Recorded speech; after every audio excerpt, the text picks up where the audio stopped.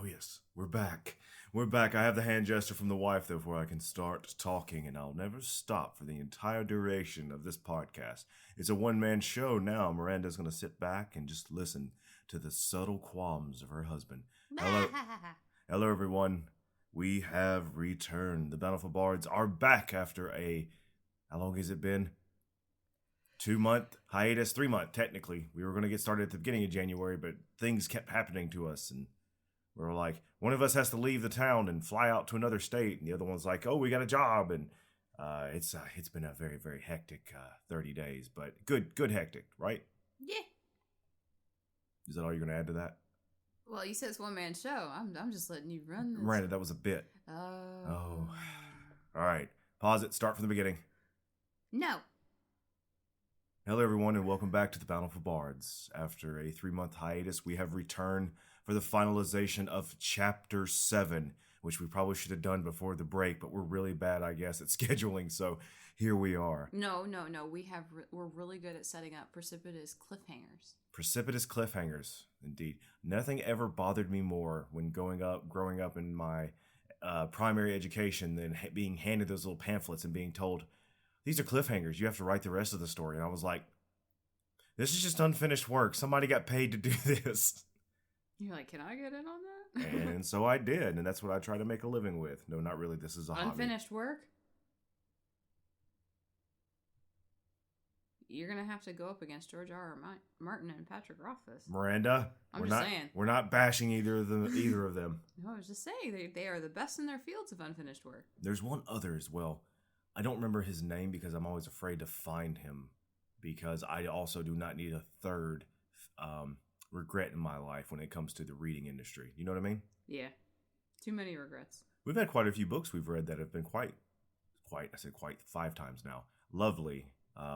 Travis Baldry's Legends and Lattes is a very lovely slice of life read, and I'm reading his other book now, but I know Travis because he did the voice work for one of my favorite new author series called Cradle.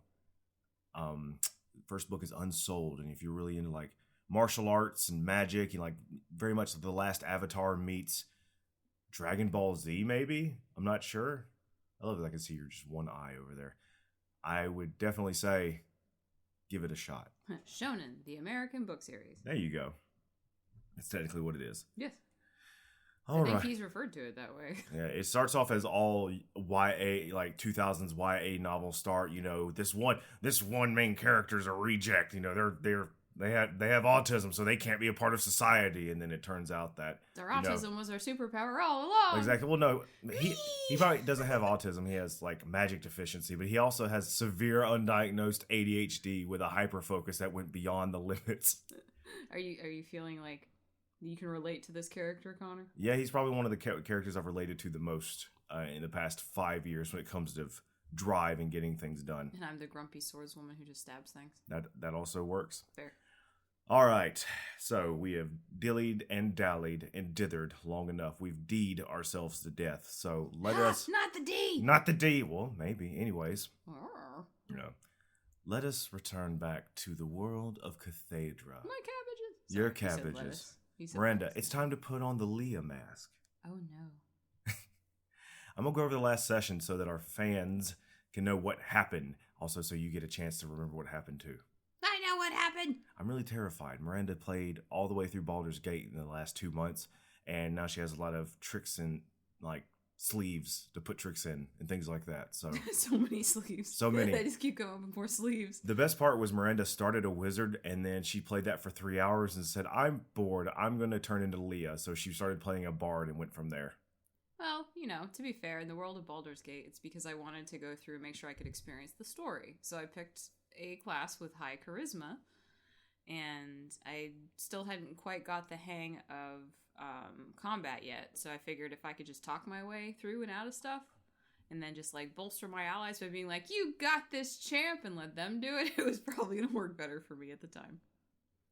Now I just punch things to death, but you know. Oh yeah, that's what I'm playing too. I started with a monk, and I'm thoroughly enjoying the punching to death. Bibbidi body boop boop.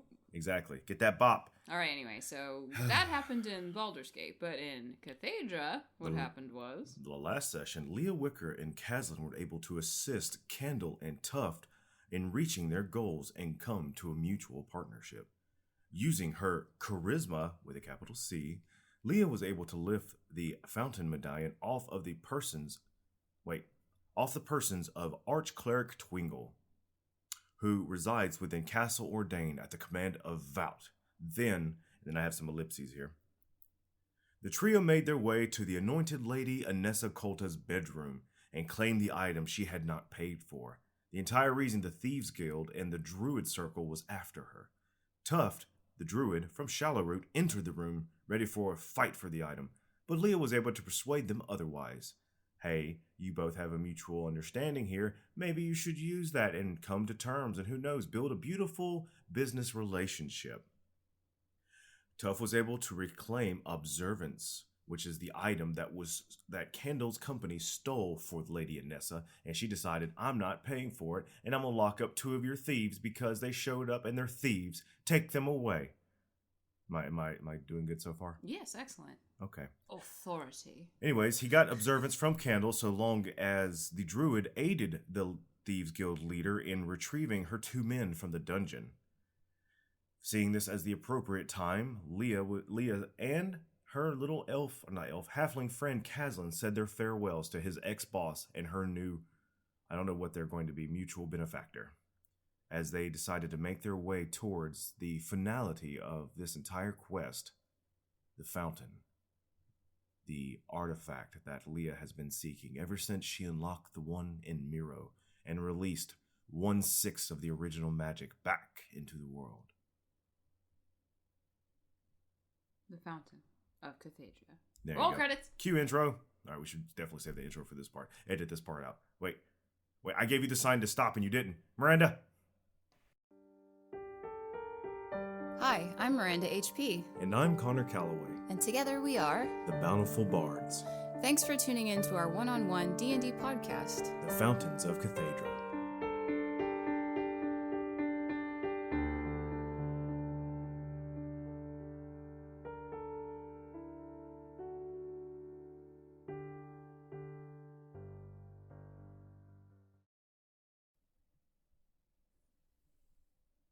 Alright, so, because we have waited so long to return to this tale, I felt it was best to perform a little narrative time skip.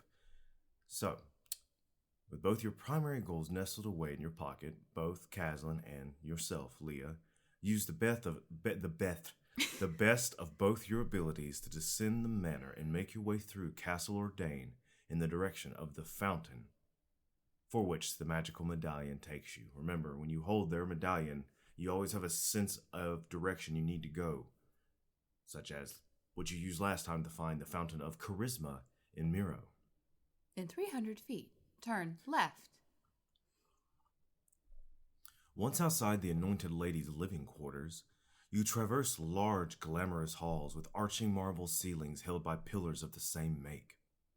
Your footsteps are muffled on the deep carpet, and you only pass 2 other individuals in the hall, a guard and a maid, both of which you use the massive columns to circumvent.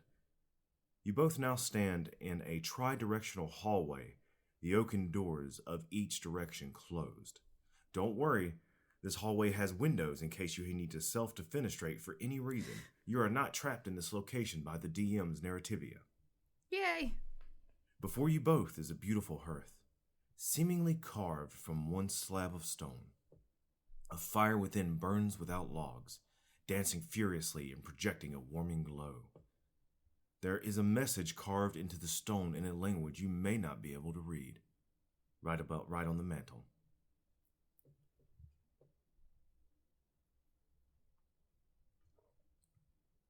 Oh, is that my cue? That's your cue. Oh. Caslin goes, huh, pretty fire. Is this the way? I'm going to comprehend languages on that sucker. Are you going to spend 10 minutes to do comprehend languages? Might as well. Nobody else is here, right? Okay, Caslin just kind of miffs his foot. Okay. He looks for things, locks to pick. Yeah. What do you want me to do? Give me a look for locks to pick? Just don't get caught. I'm not going anywhere. We're in this empty room with a fireplace. Yeah, I'm gonna do that. What direction is are we supposed to go? You said it through here. It led us here. Yes, Okay, so secret passage. most likely. Okay, I'll start fiddling around as you do comprehend languages, whatever that means. The kid's meditating. Let's see. That's a 7. Let's look at the Kazlan's character sheet. -1.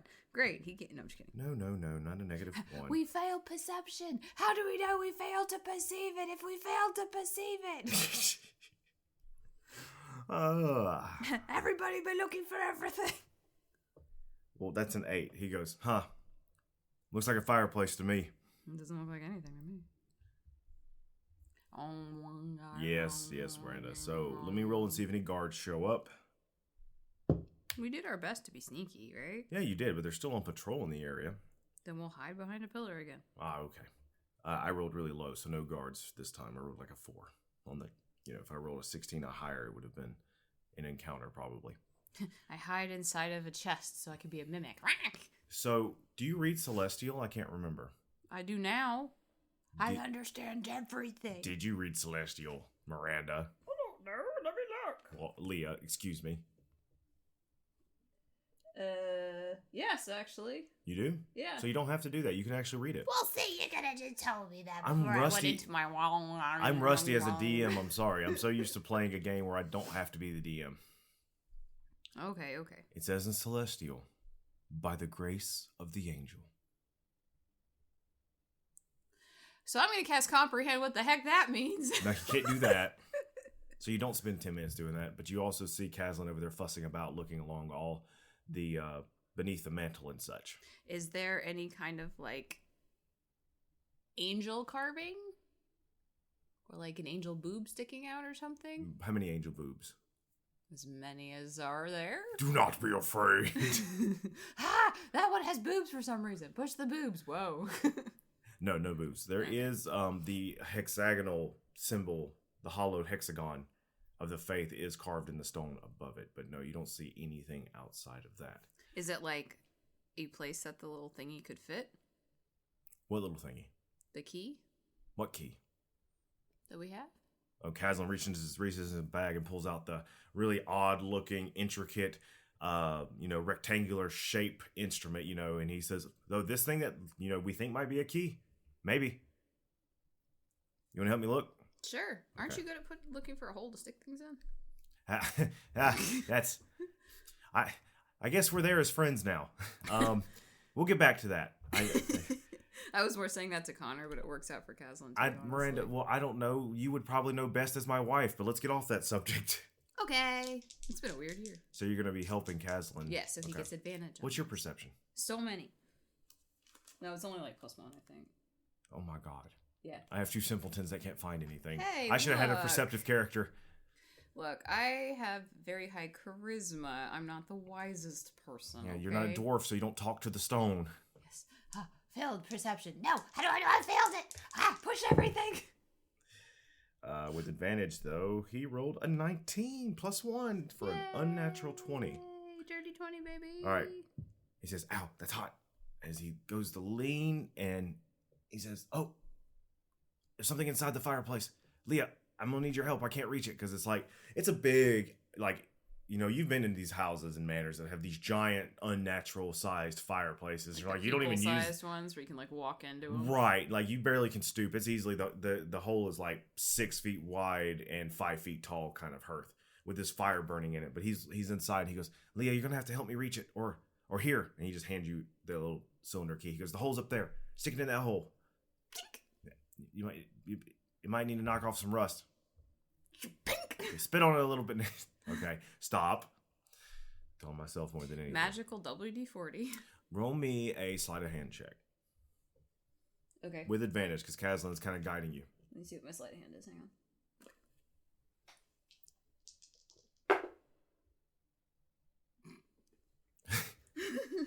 Nothing like your snort. Let me know what you did. 12. Okay. He goes, no, turn back left. Right? No, don't force it. It should go easy. Why? Lift me up. Okay. We're not talking about this afterwards. Just lift me up. All right. Give me that thing. Watch it. Now, I want you to roll me just a standard strength check to make sure you don't drop him in the fire. As he begins to sweat from the heat, and so do you.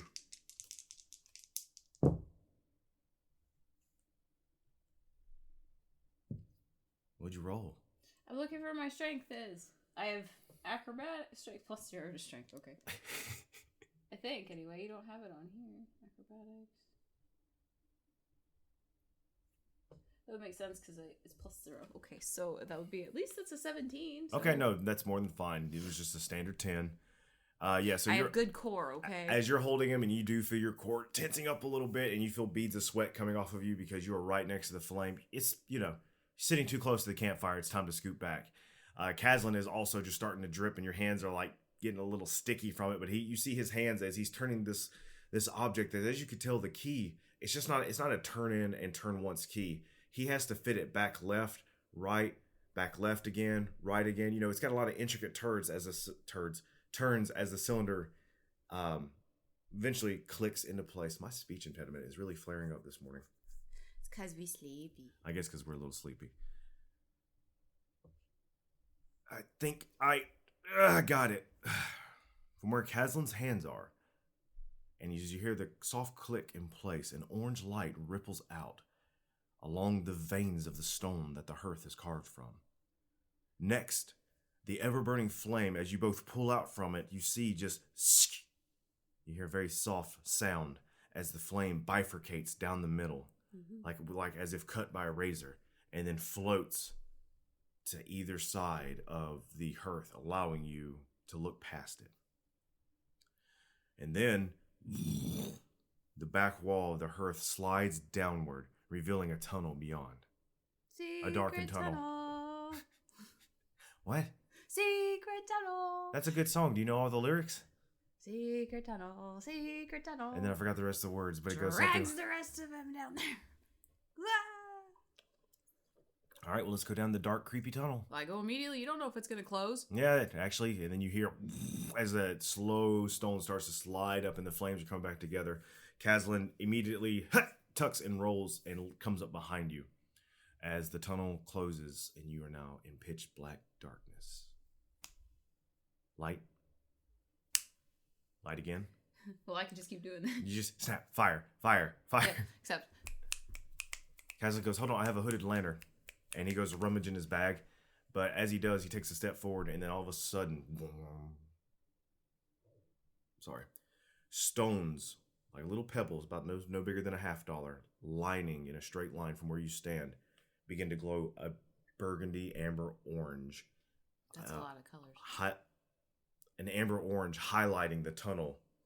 And you can see about 30 feet away from you are two solid amber doors that are easily 10 feet tall and about 8 feet wide. Well, that was easier than I thought it would be. What do you mean easy? We robbed the lady, the lady of this whole damn city and the arch cleric of the church. Like, what do you mean easy? Exactly. Why did you even say that? In the Thieves Guild, when you say something like, that was easy... So I walk up to the doors while he's doing this. As you walk up the door without looking for traps, what are you looking at me like that for? You didn't. I don't walk anywhere willy-nilly, thank you. You know what? If a DM gives you 30 feet of walking space, you should always be curious of traps. You didn't tell me it was 30 feet. It's okay. Passive wisdom. You're able to see them and bypass them, just like in Baldur's Gate. Yeah. Oh, someone's left a trap for us. Don't touch me. Don't touch me. I'm so sorry, everyone. I guess we're just knocking off the rust, as they say. Well, also, who doesn't love Asterion? His little sass. As you step closer, the marble doors open, revealing a regal chamber, also appearing to be carved out of a single slab of stone. Tile patterns are carved into the floor, the center section stained in azure, onyx, and opal hues depicting a majestic mosaic. Let me breathe in. Ornate chests of red oak are sitting to either side of the area, just beyond the 4 columns that hold the 20-foot ceiling above. In the center is a golden chest. Yes, the entire container seems to be made of gold with handles to either side for moving. Very Ark of the Covenant-esque, as it's got little golden statues on top. Don't Yeah, let that- I was doing the whole "you have chosen poorly." It was going through my mind, so I'm keeping a grip on Caslin's back of his shirt. Yeah, I actually have in my notes, Caslin freaks out. Finally, on the wall opposite of you is a stone-carved throne cushioned with blood-red fabric. That's never good. And Caslin immediately is like, oh my god, it's a treasure room. Like I said, I've got a real firm grip on the back of his collar. Beep, beep, beep, beep, beep, beep, beep. I've got my scroll of hold person that I picked up from a vase somewhere that I don't remember next to this. There you go. Okay, would you like to see the room you're standing in and roll 20? I would love to see the room I'm standing in. All right, let me bring you on the map. Do you have roll 20 pulled up? Nope. All right, well, you take a moment and do so. Okay, I see the room. Good. That only took a second because you were prepared for this session. Yes. All right. Is there anything you would like to do while you're in this room? I check for traps. Give me a perception check. Rogue, do your job. Oh, okay. What do you want me to do? Check for traps. I don't... Oh, yeah. Okay. It's been a while since I've used these dice. Sorry, it's a 17. A voice fills the chamber, Oh boy. seemingly from every surface, making you unable to establish the origin. Well done making it this far. But that is expected of the individual who has caused the faith to quiver like it is. Kabad did say you were crafty before they removed him from Miro. I did enjoy your performance in my temporary home. The food was wonderful, and the drug you slipped us was an excellent touch. I cast fireball. Just kidding. I will have to snuff out Candle for that. She has grown far too comfortable.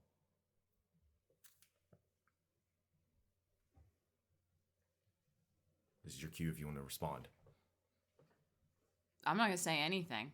Do you respond? Do you look at but you are looking around, and this room is, from what you can tell, empty. So I have the... Is it the Wand of Detect Magic or whatever? So who are you? Why did you come here? What is driving you to open up old doors better left closed? I guess it's the Wand of Locate Object. I thought I had Detect Magic. You feel a tug on your sleeve, and Caslin, as you look down, you're looking through your bag for your wand of locate objects, which is a good plan. But as you look down at him, he's like pointing wide-eyed stare towards the throne at the opposite end. I look.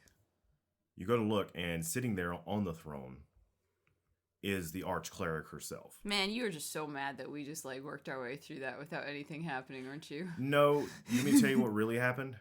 So you did very well with that. And I'm not, by no means, is this a punishment or anything like that.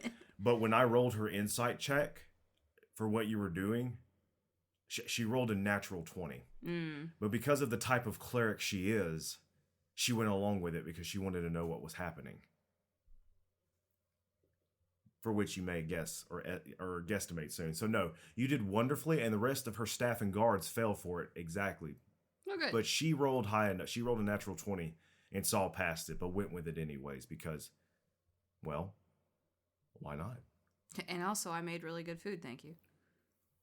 As you look over at her, she wiggles her fingers like kind of in a mocking wave. And I do the thing where like, you're like, yeah, I'm looking for something. Like, you look through the pack of gum in a bag. And while I'm doing that, I'm like, I'm preparing to... I'm preparing Fireball. There you go. I'm preparing to cast it if she's tries Look. anything, because I'm looking around for what's the nearest thing to dive behind. And I'm kind of shifting my way towards a pillar. From what I've read and understood, bards usually can't keep quiet, yet you sit there and don't talk to me. Do you have anything to say? I just start humming. Cass is like, this is uncomfortable. Fine. My proposition is this. Come with me quietly now, and I will speak on your behalf when the Inquisition comes. Perhaps they will be easier with you with an arch-cleric by your side. Or not. Either or, the opportunity you provide is far too great to pass up. With you, I will ascend beyond my obligations and become a sense of the angel. How great. So we've got an extremist up in this bitch. So what is your decision?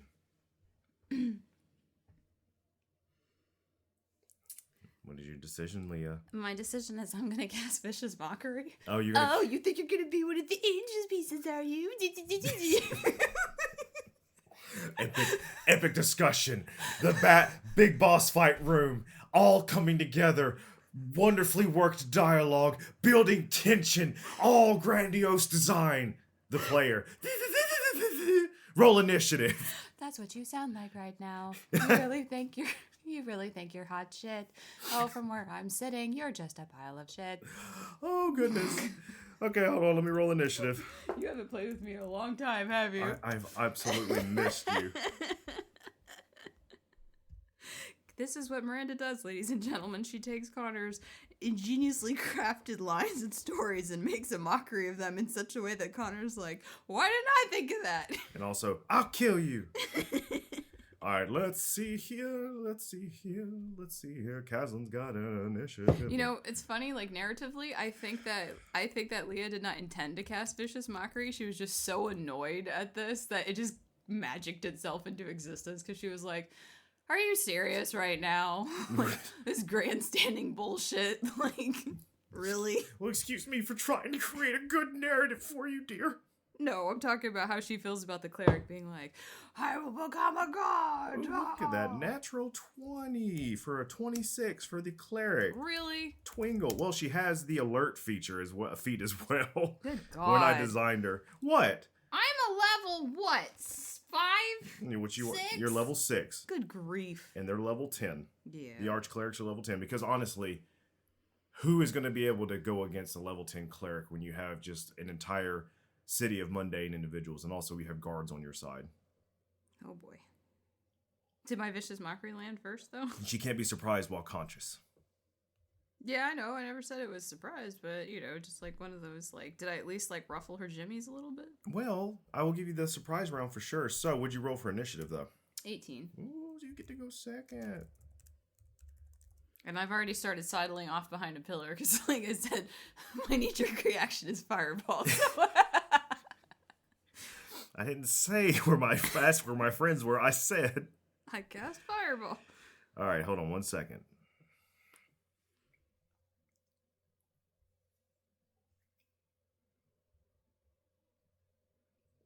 All right, I'm just rereading something. Yeah, but I also don't remember if clerics have counterspell, so... Oh, yeah, no counterspell. Okay, so what does she have to roll? Well, it's going to be easy for her, because it's just a wisdom saving throw. All right, she immediately succeeds. That's fine. Get one of those out of the way now. No, it's not a legendary reaction. She just... You do that, and it looks like there seems to be no effect on her as you had made that. Well, that's a good thing to learn. It is a good thing to learn. So, at the top of the round, it is Twingle. We didn't have an encounter before this, did we? I don't know, but I know you haven't erased anything on your sheet, so if you've used any spell slots, it's probably from the previous sessions we've had. Okay, just making sure, because I wasn't sure. No, that's not a problem at all. Let's see here. Obviously, she's going first. Obviously, she's going first. Oh, yeah, I mean... Go do your shit, bitch. What, Miranda? Yeah, what you gonna do, Wait, why are you talking like this What to you me? gonna do about it? Talk shit, get hit. Come on. Do your stupid angel shit. Stupid angel shit, you said. Yeah. Rude. Yeah, that's what you sound like.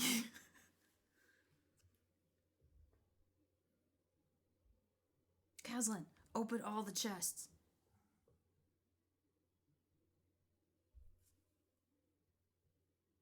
Open all the chests? Yes. I'm hoping one of them is a mimic. That we can just, like, create chaos. Okay, so, at the top of the round, as you're standing there, first off, I've got to look at this spell, and I've got to see just what the range of it is. Because I'm not right in the doorway anymore, if that makes you feel any better. Like I said, I was sidestepping towards a pillar. Oh, yeah, no, not a problem at all. So, just the two of us. Just the tip. We can make it if we try, just the two of us. I wish my measurement tool would work. I wish I'd also hit the right click button and it would probably work. I'm over here hitting the shift bar like, why isn't it clicking? Okay. No problem at all. So, immediately she is going to step down and begin to stroll over to the two of you so that she can become within range. She's going to get about right there. How big is this room? It's about 100 feet across. Okay. They're about. So each little bitty square is how much? About 5 feet, I think. Because like you've got these tiles and like the square pattern. Yeah, but you can also use the measurement tool to basically see how long it is as well. Isn't that Fancy. nice? Anyways, I need you to roll a wisdom saving throw. Okay. I use counter charm as a reaction. Oh, do you now? Yes. What does counter charm do? I get me and friendlies have advantage on saving throws. Well, it says, is it only against fear and charm or just saving throws? This is technically a spell that was going to charm you. Yes, I have advantage on it. So you do get advantage as she tries to cast Dominate Person, a level 5 spell. No, you don't. I got a 22. Ooh, save DC is 5. So she steps up.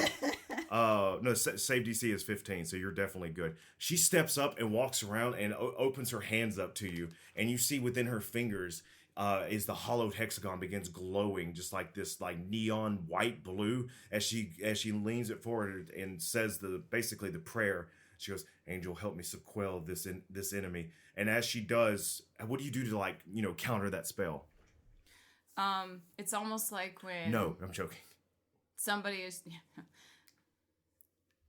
That's actually a really good idea. So she starts talking, and then all of a sudden, the sound just stops. It just stops. So as she's doing this, you feel like this like searing warmth, almost to the point of where it's almost does feel like it's searing your flesh, begin to carve itself on your forehead in the shape of this hexagon. But as it gets about halfway through, your eyes go white as you reach your hands forward and mouth the words "no" as you close your fist like a conductor would to silence an instrument, and then the prayer just vanishes from her lips and she's unable to complete the spell. Wow. Good job there. Yeah. So that level 5 spell is gone. Let's see if she has any bonus actions. I wish this interface was easier to use. But it's not. Anyway. Oh well. That'll be it for now. So, what would you like to do on your turn, Miranda? I am going to. So where is she now? She is up to the left, as you can see, by one of the I do see. yeah, of the mosaic there. I see. Okay. Because I'm like, you can move my character because I have a hard time with this. Like, because my mouse is in a weird spot. What do you mean? Miranda, you got to move your character. Click the little mouse icon up at the top left and grab and drop. Where's... Oh, is that my character? That's your character with a little instrument on it. So I was like over here. Okay. So, I want to... Look, I have the mic cord. This is like wrapped around my mouse. Why did you do that? Well, that's the only way it will sit properly. Poor cable management. Yes, I should talk to my resident IT person about that.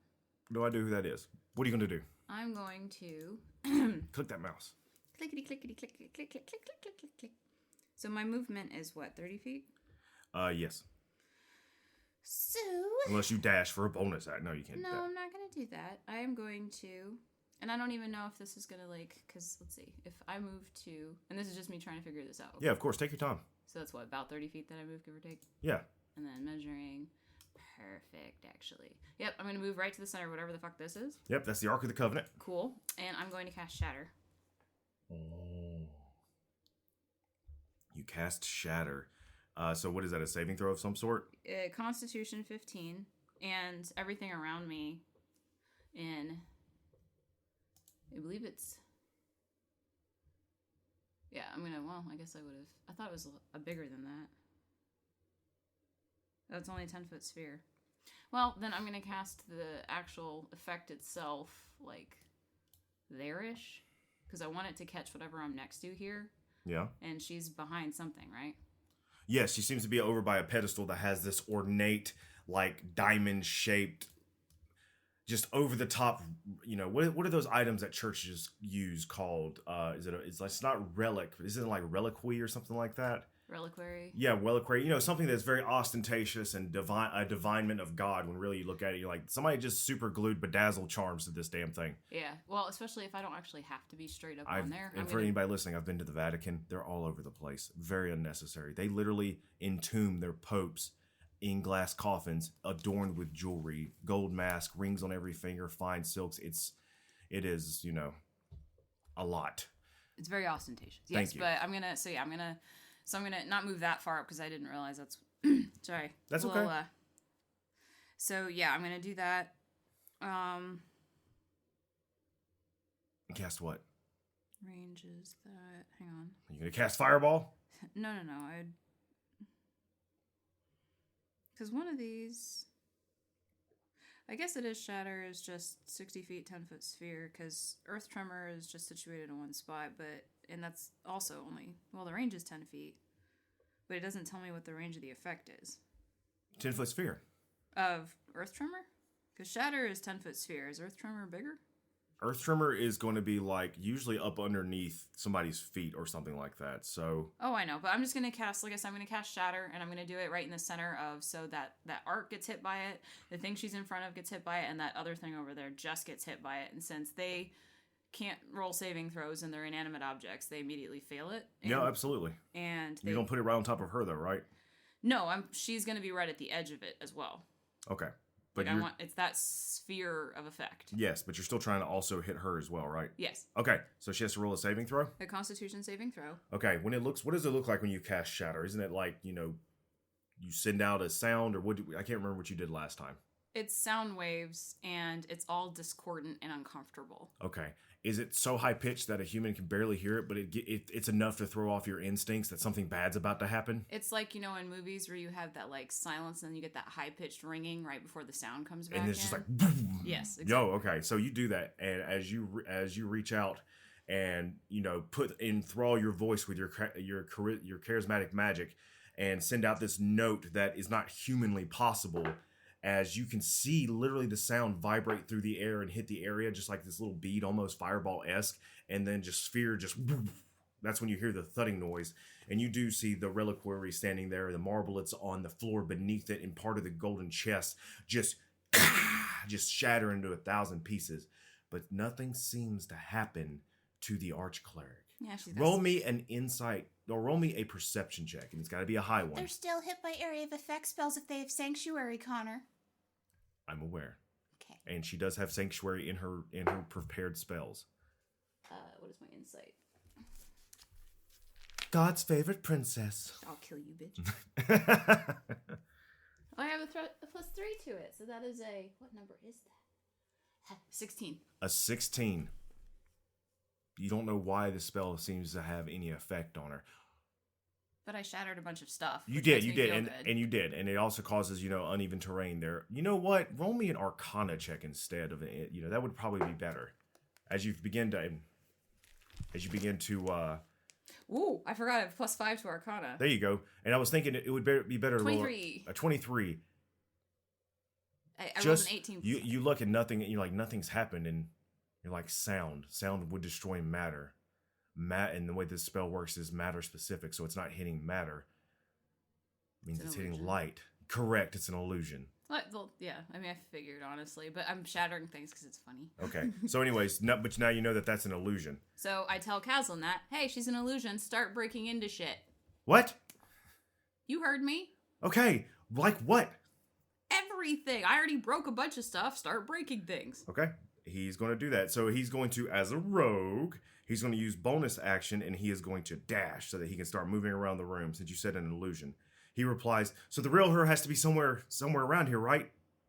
I guess it depends on do I know what the range of an illusion spell is? Not technically, but you could just tell that, yes, it was an illusion. Actually, I would argue that I would know quite well, because that's in her wheelhouse, using illusions. Using illusions? Yeah, because, that's something that Leah's done plenty of times. That is something... So you know enough to realize it was an illusion? I would say you probably can't ascertain the distance here, because this is clerical magic, and even you I'm not going to say mediocre, or not, beginner. what is it, intermediate magic understanding of Arcana, I would definitely say, okay, this person understands illusions probably a little bit better than you do. Yeah, well, yeah, it's major illusion, which I don't. Well, I have access to it. I just don't have it right now. Right, or maybe it's another type of illusion. Maybe one divined by God. Yeah, well, screw you. All right, so as Caslin runs around the corner, though, he actually spots. He says, "There's another one right here." And then as he does, he is going to bring up his crossbow and go to fire at her. So the thing that she's standing, or that illusion is standing in front of, was also hit by shatter. Was it? I Yes. thought you hit it more towards the left. No, I told you I wanted like all those things right there because I was trying to break as many objects as possible. All right, so outcome the same. You still can spot the real her. No problem. So let's just say when the shatter did happen, all of a sudden you see a second one appear to the right. So yeah, you do see her there. Okay. So yeah, now you see two of her. So I would just let you know as a player and those at home, she is a trickster cleric. Yeah, I know. I spec Shadowheart out of that so quick. Because it's useless. Let me show you how useless it is, Miranda. Well, it's great if you're just trying to punch things. It's not so great if you want to keep people alive. Oh, okay. The shade. You just always count on your cleric to try and keep you alive. Yes, that's your job. You're a heal bot. Get it right. No, that's absolutely true. All right, he's going to use his hand crossbow. See if it hits. That's going to be a 14 plus 6. I forgot what her AC is. Well, that was a 20, so that's got to be close. It's got to be close, unless, yeah, her AC is 17, so it's fine. So yeah, he's actually going to hit her for some damage. Isn't that nice? Yeah. It's going to be just a D6. That is okay. That's a terrible roll, Caslin. You can do better next time. Oops. So, as he runs and ducks and dives, as soon as she appears from your shadow, he pulls out his crossbow and fires. Patoing! And as he does so, you can see that it actually pivots right into underneath some of her breastplate that she's wearing. She's wearing this dark cloak in her full armor of silver with the holy hexagon on her chest, and she is holding a mean-looking mace that looks like it's emitting smoke from the end of it, like, A sensor. like a sensor. Maybe I pulled it from your repertoire, as they say. That is, yes, indeed. All right, so that is going to be the end of Caslin's turn. So at the top of the round, it's going to be Twingle as she smiles, looking over at Caslin. He didn't disengage as a bonus action? He used his bonus action to dash. Oh, well.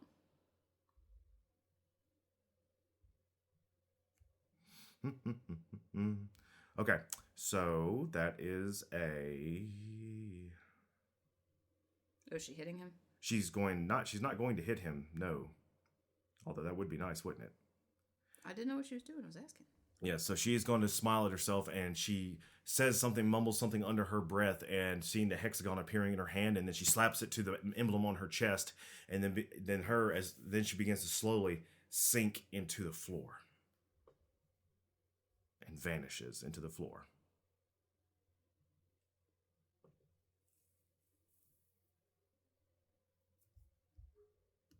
So that's going to be the end of her turn as this cleric vanishes. What are you going to do, Leah? It's your turn, and you have the illusion still there before you. I'm going to look at the chest. And Caslin's going to tell you, she fell. She went down. No, she didn't. I'm going to go look at the chest. All right, the chest in front of you? Mm-hmm. Tell me about it. It looks like an ornate chest. It's made of wood? Yeah, red oaken wood with brass metal clasping it shut with a lock on it. Firebolt. You can firebolt go ahead and roll for an attack. It's a wooden chest. Yeah, why not? So I do in Baldur's Gate when I don't have lockpicks. Yeah, that's fine. I didn't know you could do that. Yeah. I do now. They're made of wood, and you can throw them if they're wood, and they'll break sometimes. That is a 21. 21 to hit. Roll for damage. It was like a 5 to hit a lock. I don't even know why I made you roll. What is the damage on a firebolt again? What is it? 1d? Well, it's 2d10 plus 1. I wrote correct. it down. Yeah, because you leveled up. Boo-doo-doo. Sorry, I never use these. It was a really terrible roll, but hey, at least it's a 4. A 4? Yeah. Well, I mean, the health on the lock is probably just 1 when you hit it with the firebolt. So it falls off, and the pressure of it is enough to kick open the chest, and you hear the rattling of glass. Like, living rattling? No. Do you look inside? I Cool. peek in. Of course you do. You see in there, set in their own separate little cubby holes, is just an assortment of about 24 bottles, corked bottles, with a range of different liquids inside from different colors, glowing orange and red and blue and green in there. Do they seem magical? Yes, they seem like magical potions for sure. Great, I take every single one. You can't take them all right now. You're in It's combat. a free action, Connor. No, Just it's looting not. I don't stuff. give a shit what the game says. You can't sit there and look. Go to your drawer. Look, all these bottles you have up here on your shelf, Miranda. Go put them on your pocket as a free action. Okay, all right. I'm not rules lowering physics here with you. Is that going to end your turn? Well, are there any that look like interesting that just like tickle my funny gibbles? Arcana check. What funny gibbles are you looking for? Either keep me alive or kill somebody else. Okay. It's a nat 20, baby. Look at there. You instantly look and are able to archive pretty much all of them. You see that, of course, the orange ones are the alchemist fire that you're used to seeing. You see the reds, which are healing potion. You see the greens, which seems to be some kind of caustic acid. And the blues, which appear to be some type of... well, actually, you don't know what the blues are for. That's the only thing you probably can't ascertain from it.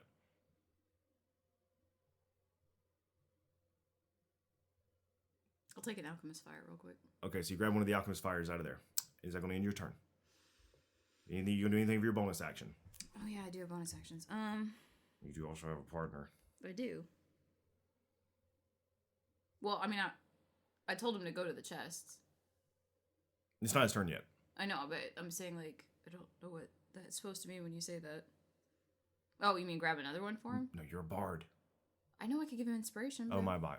I just was making sure you didn't forget. What am I I've saying? only You ran... got 2 of them left. Oh, okay. And I'm trying to keep them to save his life. My apologies. So, no. I won't. I wish to roll for barbaric inspiration. You're going to make Seen this a Christmas cracker? You pull them apart at either end and the insides fall out. Do you feel inspired? I do. No, I'm just gonna, like I said, I'm gonna reiterate, like, open the chests, start punching shit, make a mess. If we have to do this, let's make it very inconvenient for her. Knock things over. See that thing next to you? Knock it over. Okay. But there's this dangerous looking person over here as well. So it's going to be his turn now? Yeah. All right. He is going to move over to one of the chests on the opposite rooms. I'm gonna, like, sidle next to the chest, so I'm, like, next to it. Like, because he's a thief rogue, he has fast hands. And as a bonus action, he immediately runs up. You see him pull out something, and you hear, and just metal rattling, just... And all of a sudden you hear a click, and he throws and pulls it off and then opens it up and outshines this beautiful gold light as the coins inside begin to glisten. Not and helpful. He starts to dry heave a little bit like... Well, keep it for later. He is going to use his action, though, to jump inside the chest and pull it down on top of him, leaving just a crack so he can hide within. And that's going to be his turn. yeah, because who wants to destroy the money? That's very true. Ooh, Miranda. God, you just tickle me. But stop tickling me, because I'm ticklish. You know how I feel about Tickling that. is for children. Quit tickling my feet. Yeah, indeed. Let me read the spell real quick.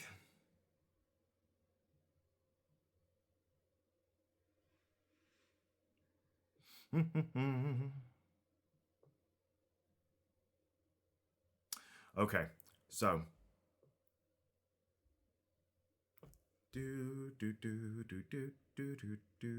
Leah, you feel something touch your leg. I punch it. And you look down, and half of Twingle is coming out of the stone, and her hand has reached up and grabbed you. I'm going to need for you to make a wisdom saving throw. Now, is the counter charm thing, how long does it last? Counter charm, read it. What does it say? Well, I just wrote it down. I don't have it pulled up anywhere. Okay, we'll Google it real quick and tell me. You're supposed to know your character sheet. And I know you do. It's, like I said, knocking off the dust. It's all good.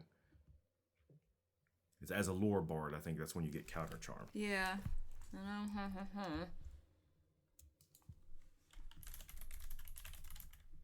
As we both look it up, this message is brought to you by the tomfoolery of the bards. It's really, I really am excited to be back playing this with you. Just so you know. Well, good. Counter charm. Just tell me what it does. I'm glad you, found it for me. Yes. Just tell me. Don't you just hate it when that happens? I know I do. Oh, it lasts to the end of your next turn. Yeah. I mean, how many counter charms do you get? Is it per... it's... No, it... Yeah, you gain the ability to use musical notes or words of power to disrupt the mind influence effects. As an action, you can start a performance that lasts until the end of your next turn. During that time, you and any friendly creatures within 30 feet of you has advantage on saving throws against being frightened or charmed. A creature must be able to hear you to gain this benefit. This performance ends early if you are incapacitated or silenced. Oh, that's alright. I rolled a... It's wisdom saving throw? It is a wisdom saving throw. I rolled a 19. God damn it. That's why I hate spellcasters. Just punch things. I just kick her a little bit. That's okay. So once again, you did feel like a searing just pain. I don't consent! Not on your body, but on your spirit. As you just feel you just, all your life, Leah, you've always felt, a sense of jovialness, of freedom, of just being able to express yourself, even within the confines of the faith you're around, through your music and through your words and such. And you've never actually felt your soul chained, weighted, heavier, in another sense, cursed. This bitch. And you are not cursed, but she comes up out of the ground as she has used her action to do that, and she is now right next to you. So, I don't know if there's any bonus actions I can have her cast at this time. Not that I can see. And if the bonus action, if she leaves, that would not be good. Now, would it? Let me see if this is a bonus action. How you doing so far, dear? You like fighting a cleric? The second one? I'm just really mad I don't have, lightning grasp or whatever it is. The shocking grasp. Oh, yeah. That's got to be as an action. Okay. No, it can be as a reaction as a warcaster. Oh, yeah, very nice. So as she tries to cast it, and you're to fight this, you do a wisdom saving throw, and you just immediately just will... It's the your soul, you just will your soul to be free, just shattering this curse that she was trying to put on you. They tried to do this to me in elementary, and you think can see from beneath her palm, just like, when you try to hold a faucet or a leak and it just kind of water just started sprays out from underneath. That's what you see happen, but it's this greenish color from the curse just backfiring off of your body. And as Twingle comes fully out of the floor, and even though she is 3 feet shorter than you, she looks up at you just with this grimace, and you just look down and go, I'm not going to let your presence of your physical body make me think otherwise than what she actually is, which is the most powerful cleric in this city of the church. So she is now right next to you. If I can, I got to copy her and put her again. Control C, Control V. Sorry, are you liking my descriptions? Too many Twingles. Too many Twingles? Oh yeah, I forget if her duplicity can act on her turn as well, which I think it can. Do you remember? No. It's because I wouldn't tell you anyways. I genuinely don't. I don't think I've ever used duplicity. Okay, for the duration, all right, let's see here. As an action, you can create a perfect illusion of yourself that lasts for 1 minute or until you lose concentration. This illusion appears in an unoccupied space that you can see within 30 feet of you. As a bonus action on your turn, you may move the illusion up to 30 feet to the space you can see, but it must remain within 120 feet of you. Yeah, which it does. And this room is smaller than 120 for that reason. I mean, no. And that's what she's going to do. So the illusion can't do anything, but she is going to have the illusion start moving over towards you as well. That being said, it is the end of her turn, and it is now your turn. You have Twingle right there in front of you, between you and this chest of potions. What would you like to do? I'm going to take a... Okay, so throwing something... Are you honestly about to try and throw an arch-cleric of the church? No. It's, okay. But throwing something... It's a strength check. Right, but is it an action or a bonus action? It's an action. For you, it would be an action, because you don't have a feat saying otherwise. Even if it's just this thing I have in my hand? It's like the alchemist fire that no, that's different. It is still an action to throw that, but it's not going to be a strength. It would be... you're going to throw it right there at your feet. I can literally just toss it down. Is yeah, that, yeah. Like, still an There's action? no, you're not trying to like thread a needle or trying to hit a specific moving target. You're literally going to be smashing it in front of you. No problem. Right. I'm asking that because it's like I want to do an action, and I was hoping I'd be able to just like toss it as a bonus action because I know they're volatile. Is it? I don't remember. I mean, I'm going to still say I believe it's an action. Damn. Because I don't have any good bonus actions. I mean, well, fine. I guess I'll take the opportunity to attack from her, and I'm going to just move. well, hold on one second. Well, no, it's okay. It's an action. I understand. So I don't want to break it. So I'm gonna like come over here. Oh, you just going to roll it? Huh? Like, were you just going to roll it? Like, Yeah, just sort of like an underhanded toss, and not even at her directly. okay, so underhanded toss. You could drop that as a bonus action, I would say. Why not? It's gonna be not from like super far away, but it's gonna be from a like. That's okay. So you're gonna take the opportunity of attack, though. Yeah, I'll just take the opportunity to attack. I'm not even worried about it because like, I'm pretty sure that way if I can use throws in action, I could like wind up and here batter. That's not a problem. But it's a natural 20 hit. Of course. Okay, so let me get my d6s here. That's fine because now I can use a bonus action because the bonus action healing word. She has a negative strength though, so that'll be one negative. But as you go to do that, she's also going to be able to put the divine smite into it. That's fine. Which means she can add a d8 to it as well. That's fine. Go on, get it over with, because I'm gonna have to apologize to Caslin, not you. So this is not perturbing me in the slightest. Okay, Leah. So as you go to do that, she goes with a backhand holding her mace, where you're going to take 19 points of damage, basically, as she just cleaves upward into the back of your not your hand, of your thigh. What is that called? Your quads. Mm-hmm. Yeah, and you just feel smash, and you feel like your femur splinters just from the hit, because there's an initial hit and then a secondary pulse off of it that just causes more searing pain.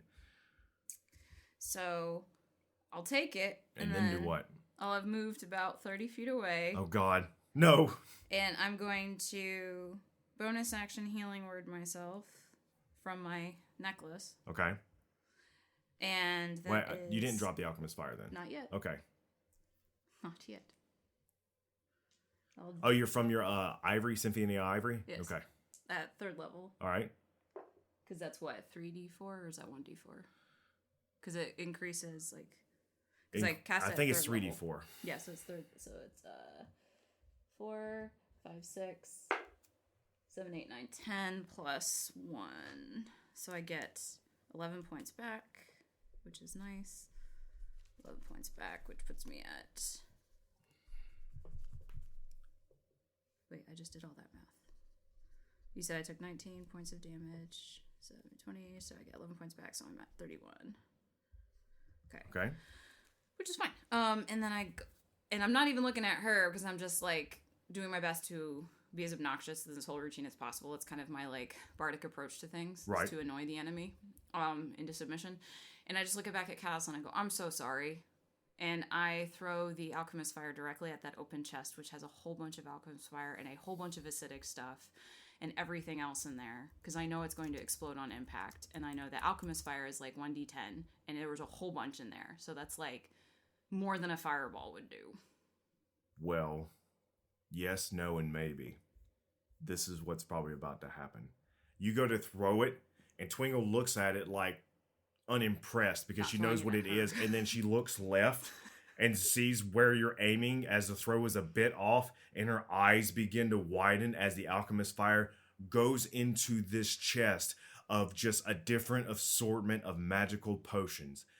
Miranda, I want you to roll a D100 for me. Oh, no. Because I've pulled up a custom-made wild magic table.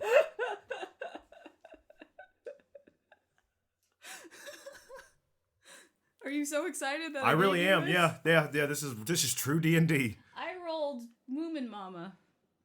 I don't know what that means. I think that's 100. Wait, let me see. Did you really roll a dice that has no numbers on it? It has numbers on it. Everybody else does. So that's a 0. Is that good or bad? So you got to roll another one as well. That's the 10 mark. Okay. What do I roll? Oh, I'll roll Laura's. There you go. 90, I think. Yeah, it says 90. Okay. I don't know what that means. So, because of also the caustic things in there, hold on. I'm going to roll a d4. So I have the first one, and I rolled a 3. All right, I'm now going to roll a d100, and then I'll let you roll another one as well, okay? Mm-hmm. Because I'm having, basically, because the amount of potions that are in here. I'm so nervous right now. That's 8. All right, there's that one. We are going to do 3 surges from Wild Magic. Oh my god. This is the most amazing thing that's ever happened to me in D&D, and that's saying something. Okay. And then you said I have to roll one now? Yeah, and then you have to roll one. So I roll both of these? Yeah. Okay, so Moomin Mama's side is the 10s. Right. So that's a 30, and then a 90 again. A 30 and then a 90. So I'm going to take that as a 39. You're supposed to roll a single digit, and you're supposed to roll the other one as well. Oh, sorry. You're good. You said roll a D100, and I did that. I followed the orders. Okay, so the initial explosion that occurs from this. I've duck and covered. You hear as the magic is trying to find balance within itself now that it has escaped the mortal coil that is its glass container. You see a green light emit where the cleric immediately regains her hit points, basically, because all it did was Caslin knocking her out. So she looks revitalized. And then all of a sudden you hear sounds like fireworks as coming out of the chest is magic missile flying in every single direction. So we have Leah, you take 1 point of damage for a magic missile. Where's all my other D20s? And there's that. That is going to be another 4 to the cleric. One's going to try to hit her illusion. Doesn't count. Miranda, you take another hit. Does she lose concentration? I'm gonna roll that at the end. She definitely has to do a concentration check. With disadvantage because this shit's nuts. It really is nuts. And let's go with another set of rolls. Because I forgot what level it said the magic missile was at, but it was this many. Miranda, you take 3 points of damage. Okay. And she's going to take yet another 4. And then the last one, is it going to hit you or her? Let's do it odds or even. And it's even, so it will be her, and she takes another 4 points of damage. Oh, and we're not done. Don't worry. Oh, I know. There's still the alchemist fire in there. There's still the acid in there. There is that. No, the acid and the alchemist fire is all mixed together. That's what I'm saying here. And that's what's creating all of this. I napalmed the place. Yeah, you magic napalmed everything. I hope you're happy. I am. This is the happiest I've ever been in a fight. This is like... And what's the best thing is I 110% couldn't have planned this because I didn't know what was in the chest. You didn't plan this because you had no idea that I would do something like this instead of being like, oh, I wouldn't want it. No. And then she popped up right next to me. It was like, haha, bitch. And then she smited me and I was like, this is going to hurt you a lot more than it's going to hurt me. After all of this initial happens, what comes next is just this billowing cloud that begins to fill into the upper chamber, and you look up and see... That's exactly what I had hoped for, because she's wearing metal. Yes, Miranda, thank you. What's in the thing I broke next to me anyway while I'm watching this, like, clusterfuckery happen around both me? you and Cleric and Caslin, but Caslin's going to roll with advantage because he's inside the chest. We have to make a dexterity saving throw? You have to make a dexterity saving throw. Let me put my D100s away before trouble ensues. Caslin rolls with advantage. He rolls a natural 20. Good boy. Me too. Ha! Bros. And I have a +4 to my dexterity, so it was a nat 20 +4. Exactly. And actually, she is wearing metal. Yeah, bitch, get hit. You think you full of Well, shit. with Call Lightning, it really doesn't matter if you're wearing metal or not, but I'm going to have her just roll straight. With lightning, you always take, like, if you're wearing metal, you take double damage from Well, Miranda, lightning. she failed. I hope you're happy. Good, I am happy. This bitch up in here being like, I will be part of the angel. No. One of the angel's senses, which I hope you took note on that. Yes. No, Okay. I did. But it reminds me of that Garth Nix book. What did you roll? A nat 20. A nat 20? Yes. Okay. That's So what I was just saying. I was like, yeah, bro. All right, so it's 3d10 worth of damage. Yeah, you're mean. I rolled a 1, and a 1. So this turn, she's going to take 3 points of damage, and you're going to take 1 point of damage. All of And that so is from that so whole is Caslin. chest blowing up? Really? Well, here's the thing. the clouds aren't dispersing. So they might be there for a little bit. Does she at least take any of the damage from the bloop of alchemist fire at her feet that then set the Oh, thing yeah, off? yeah. That's another 1d4. So roll me a d4 worth of damage, Miranda. Look, Connor, Wait, no, I just told you no because it mixed in everything. Okay. This is what came out. Okay. You called a lightning storm in a small room. Or how are you not happy about that? Because it only did 3 damage to her. Whose turn is it anyways? Caslin's? Yeah.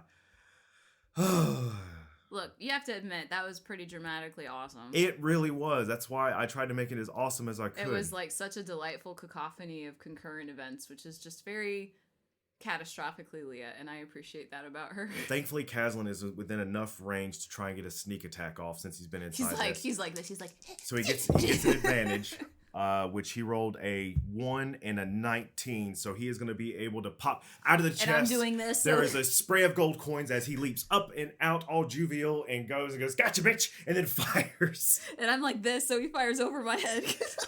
Because he is this high of a level, that is going to be 4d6 plus his crossbow, which is... I love rogues. It's like a 1d4 damage. So you're like, plink, plink. It's like, surprise. Oh, it's all the dice.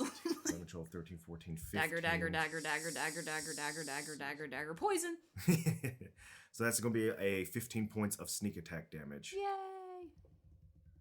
And is he going, not the potions? As he like shoots her. Now that he has landed outside the box, he is going to try and run... To the other box. No, he's going to try and run to the columns, and I'm going to let him try to do a hide with a disadvantage, because naturally, who he just shot saw where he ran off to. And that is going to be a failure on his part. But, I mean, she might have had disadvantage because, like, all this shit just happened to her, even if she only took 3 points of damage. I get it. That No, hurts. I'm telling you no. And also, the glingle of coins everywhere. She goes, not the tithes! Like, I'm just saying. And her illusion fades. Yeah, like, there's no way that, like, you'd be able to keep that up with, like, you're like... At the top of the round, yeah, everybody rolls a dexterity saving throw for the lightning storm. She gets disadvantage because she's in metal. She also...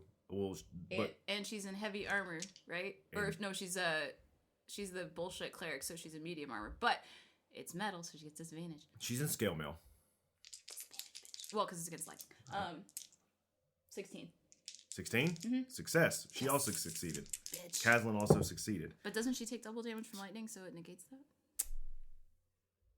What are you doing with all this? Just would you She's stop? Wearing metal. Let me count my rocks with the glyphs on them, please. Okay.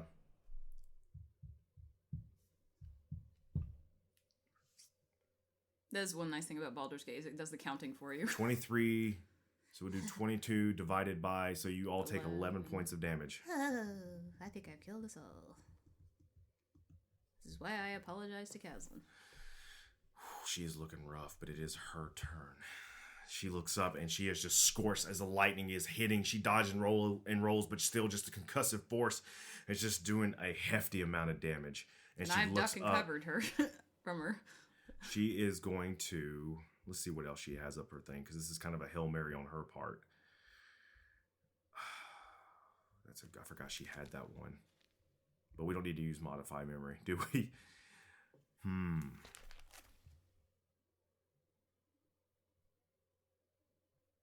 I know what she's going to do. She's going to say, fine. You're trapped down here anyway. I'll be back shortly.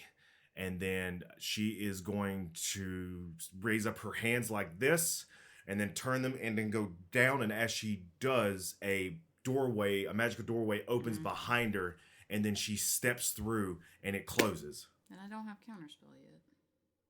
And she's gone as she uses Dimension Door. Bitch. But now you're in a room with lightning. Caslin goes, did she leave? Is she gone? Yep. Roll an Arcana check for me, actually. I want you to see if Leah knows... 100 feet away, she is.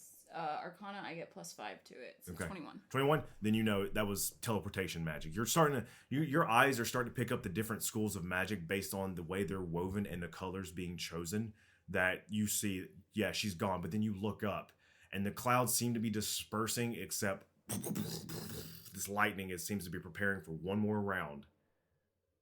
I'm gonna go get in the chest that he opened that has the coins in it. Okay, so you go to the chest and hop inside of it? Yeah. That's okay. Kazlin goes to turn and do the same thing, but looks and goes, you basically like, traitor! And then fast bonus action, fast hands the other lock, opens it up, and goes, ow! As you look over and there seems to be some shinies in there and probably a bunch of daggers, and he hops inside and shuts it. So you both get to roll with advantage as you do your dexterity saving throw here. Yeah, because we're in wood. Correct. Roll with advantage. Tell me what you get. 17 and then 18. You each take as the lightning begins to crack down, and you can see just through the outline of the chest colors of green lightning, red, blue, yellow, and things of that sort. As the concussive force is enough just to make your eardrums almost burst, you each are going to take about 10 points of damage because I've already halved it for you. I rolled kind of high.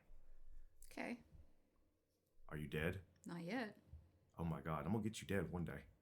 You almost did. What are you at? 4. You'd like that, wouldn't you? Game over. All right, Connor, we're done. Anyway, so how was your experience? You go to look underneath. You go to look and you see as the clouds begin to finally disperse and vanish into magical ether. I go, aha, and I cast Healing Word on myself. You're out of combat now. Kazan goes, that was fucking nuts. Nuts! But to be fair, you two, with what you did, just drastically pulled down her health. Because she started with about 55 health.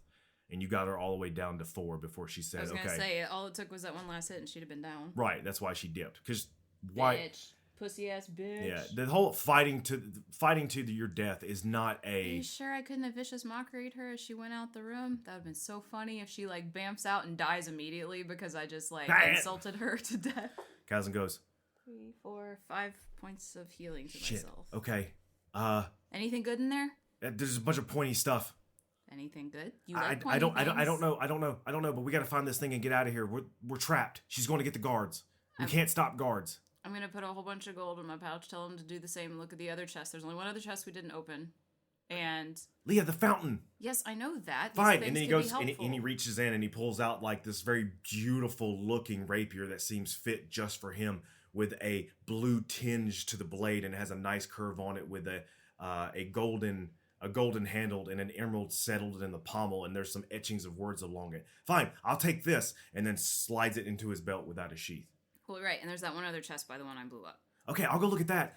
You need to find the fountain. Yes, Connor, I'm telling you as a DM what I'm doing. I understand that. I'm reacting as Kazlin's doing in this situation. Great, so... I'm trying to build immersion. Yes, I have to get out of the damn thing of gold first. Give me a second. And the only way to do that is to put gold in the bag of holding. Yes, exactly. So okay. Put a bunch of gold in there, and because we need it for other stuff later, because I am a just-in-caser. You never know. I understand. And I'm going to just take a gander in there, and, like, does anything vibe to me besides the one that he whipped out? Vibe to you on what? Like, is anything like, I could use that, or no? Use what? Any of the pointies. Oh, when you go over there and look? Mm-hmm. You mean Arcana check? Or, like, anything I could sell for a lot of money. An Arcana check, dude. Look, I'm all about them loot. Arcana, so that is an 18. Man, I really can't read these from that distance. 18 plus 5. Okay, so I say during this time, you could probably look in there and ascertain what is the best for you. Is there any... What would you think Leah would want out of this chest? A stat stick. A stat stick? Yes. What kind of weapon would Leah want out of this? Well, I was being legit, because that's all it is when you have casters, you know, like... Yeah, I understand. You just look what for kind something of sword would she want? I would say she'd either want, like, a dagger, because they're very practical. Like, she can shove them in her boots or at her belt. You can use them for shivving someone or for cutting your bread up. You know, like, okay. Depends on the day. Okay. So a dagger is really practical, or a short sword, I think. Because a rapier, I think, is a little bit too bendy and twisty for her. I think she's more of a, like, if I have to use this, I'd rather it be something I can hack at you with. Let's say you find you reach your hand in there, and while you're looking and, using your arcanic eyes, you also just hum a little bit to yourself, as Leah's prone to do. And while humming, your fingers are gracing across, and then for some reason you just come across a handle without cutting yourself, and you're like, this feels nice. Something resonates? Feels like it resonates. You grab it, you don't have time to look at it, you stow it, and you think that's probably enough for now. Yep. That's all I wanted was just a quick glance anyway. Right. And then I'm going to look around. She said I was trapped, so I don't think I am. So I'm going to... Well, you know what you're looking for. So. Yes. What was in the Ark of the Covenant?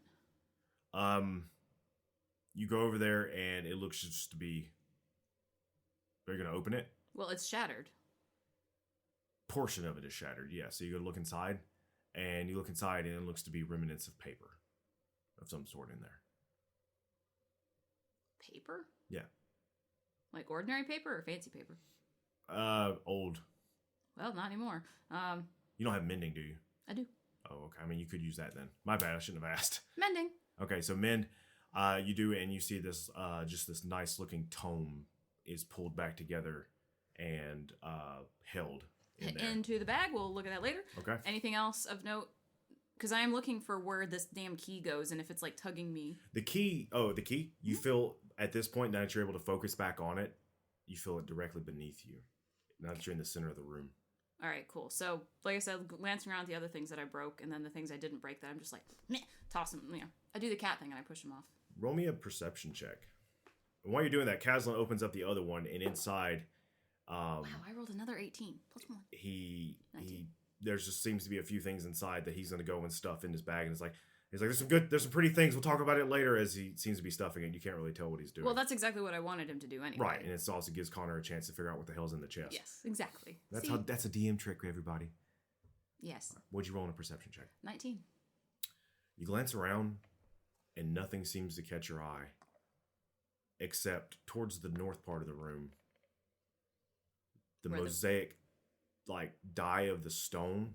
You look over, and it looks like paint splotches have been washed away. Like, you know when you have paint and it's wet, and if water drips on it, it will wash it out like little droplets. Mm-hmm. You do see that from afar, and you have to get closer to see what's going on. I get closer to see what's going on. You get closer and see that there's actually blood splatters from where Kazlan shot the archcleric, and from that, the blood has caused the stain to just kind of dimple out, and beneath that, you see there is like something like an arch of some sort beneath the stain. I use prestidigitation to clear it away. You clean away the blood only, but the mosaic stays. Do I feel anything with my fingers? You reach down and you can feel like grooves. You feel actually the layer of stain, but underneath it, you feel a carving like etched in the stone. That the key could fit into? Not a key. That thing. Yeah, the medallion. No, the medallion is a way to point you in the direction, but not the one that can fit. I want you to roll me a history check to see if you can recall anything. It's got to be a high DC. Well, she's got a plus bajillion to history, I think. She got +5 to history, so dirty 20. Dirty 20. You remember before you even came to Easeway, being teleported here, sitting there with your teacher, the Prime Regis Theo, also basically an aunt to you, as she says, as she nicks her finger and draws a bead of blood and says, the arcane sigils here are activated with blood. Well, and she touches it and turns as she is setting the teleportation circle to send you away. Kazlan, and this looks just like that. He's like, what? Okay, what's going on? And he's running over, and you hear like, basically, when Sam's running, you hear all his pots and pans. It's like that. And he runs over, and he's like, what's going on? Take my hand. Okay. Grab his hand. I am like beat to shit. Like, you know how your Baldur's Gate characters, when they're really low, they're just like, hi, how's it going? Yeah, I look like that. So I just... And you touch it with your blood? I'm holding on to him, so I touch it, grab it. Okay. You take 1 point of damage. I'm already bleeding. Everywhere. I have 9 health points, Connor. I'm bleeding out, but it's fine. I now have 8 health points. Okay. I'm bleeding out. You go to touch it, and as you do, you feel also a sense of you, like a portion of that spirit just kind of, just a sliver, tiny little sliver, come out of your body through your hands and into the floor. And you see a orange color lance out beneath the die and start to carve a magic circle of some sort around this, golden chest or whatever. And all of the dye that it carves through burns away. You know, like how electricity will arc through stone. It looks just like that. And as it does, there is a brief pause before you see the circle before you cave in just a little bit, drop a little, and begin to move as the stonework moves like mechanical gears, and opens up, and the chest falls in, and you hear an echoing clank as it does into this large, gaping dark hole. I grab Kazlan and make a run for it. Make a run for it. Where? Where are we going? Down the hole. Do you jump? I have Featherfall still. Okay. So you jump into the hole with Caslin? Yep. He begins to scream as the two of you plummet into darkness. It's my last. And hearing as things shut above you. And naturally, that's where we're going to end this session. Was that fun? I don't know if that's the word I would choose. I have 8 hit points. I have 1, 2, 3. I have 4 spell slots left. I have 2 inspirations. You're about and my Symphony of Ivory is tapped. You're pretty knackered. That's for sure. Because I used it to cast the healing word at 3rd level on myself. Because if I had not done that, you would have killed me. Oh yeah, well I don't know about kill. Unconscious. No, I would have been dead. Unconscious. No, I would have been dead. You go a certain amount below your hit points. It's. So how many hit points do you have overall? 40. So I have to kill you 40 past death to kill you. That's how it works. Yes, I'm just saying I would have died immediately from her doing the smite, and then if I had dropped the alchemist fire from her doing that, you'd have been unconscious, and then she could have killed you. Is what you're saying? Yeah, the alchemist fire would have gone off because I would have dropped it, and then it would have done all that, and then that would have happened, and then that clusterfuckery would have happened. I mean, I don't think she would have killed you since she's a cleric. It would definitely be one of those. Spare the dying. We'll talk later. Where's the rogue? So you both plummet downward. Yep. And let no one say that this game is easy for my wife who is playing. She has just told you she is out of resources after this quest. But next we get to come back and, just like last time, you go through the trials of the fountain of dexterity. Say goodbye, Miranda. Goodbye, Miranda. Goodbye, everybody. Thank you for listening. Please leave a review anywhere you found us. You can reach out to us on Twitter at Bountiful Bards. We hope to see you again on the civilized road. And bring bread and cheese. As the story goes, until then.